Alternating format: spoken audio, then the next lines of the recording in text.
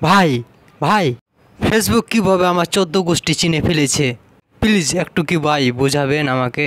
হ্যাঁ ভাই, আজকে ভিডিওটি ফুল দেখেন, তাহলে আপনি বুঝতে পারবেন কিভাবে ফেসবুক খুব সহজে আমাদের আত্মীয় স্বজন ভাই ব্রাদার সবাইকে চিনে ফেলে। ঠিক আছে, আর নতুন হয়ে থাকলে অবশ্যই চ্যানেলটি সাবস্ক্রাইব করে পাশেই থাকবেন। হ্যাঁ বন্ধুরা, যে বিষয় নিয়ে কথা বলছিলাম যে কিভাবে ফেসবুক আমাদের ভাই ব্রাদার আত্মীয় স্বজন সবাইকে চিনে ফেলে। ঠিক আছে, তো এটা কিভাবে সম্ভব বা কীভাবে চিনে ফেলে আমি আপনাদের ফুল বুঝিয়ে দেবো এবং আপনাদের দেখিয়ে দেবো যে কোন সেটিংয়ের মাধ্যমে তারা আমাদের ইনফরমেশনগুলো পেয়ে যায়।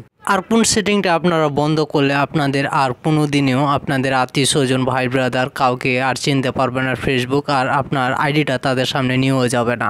এবার বলি কিভাবে ফেসবুক আমাদের ভাই বোন এবং আত্মীয় স্বজন সবাইকে চিনে ফেলে। প্রথমে যখন আমরা একটি ফেসবুক অ্যাকাউন্ট ক্রিয়েট করতে যাই তখন কিন্তু যে কোনো একটা নাম্বার দিয়ে আমরা কিন্তু অ্যাকাউন্টটা ক্রিয়েট করি। এভাবে যখন আমাদের ভাই ব্রাদার আত্মীয় স্বজন তারা ফেসবুকে অ্যাকাউন্ট ক্রিয়েট করে, তারাও কিন্তু তখন একটা যে কোনো নাম্বার দিয়ে অ্যাকাউন্ট ক্রিয়েট করে। তারপরে যখন তাদের সাথে আমাদের যোগাযোগ হয়, আমরা ফোনে কথা বলি, তখন কিন্তু ফেসবুক আমাদের সেই ইনফরমেশনগুলো ট্যাগ করে নিয়ে নেয়। তারপরে আমাদের আইডিটা তাদের ফেসবুকের সাজেস্টে শো করে এবং সেভাবে তারা আমাদের ফেসবুক আইডিটা খুব সহজে পেয়ে যায়।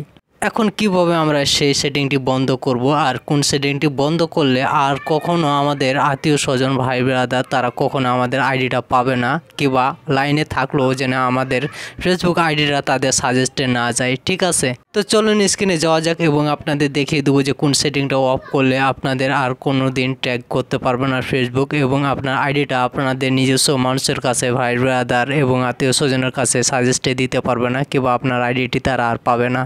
চলুন স্ক্রিনে যাওয়া যাক, গো স্টার্ট।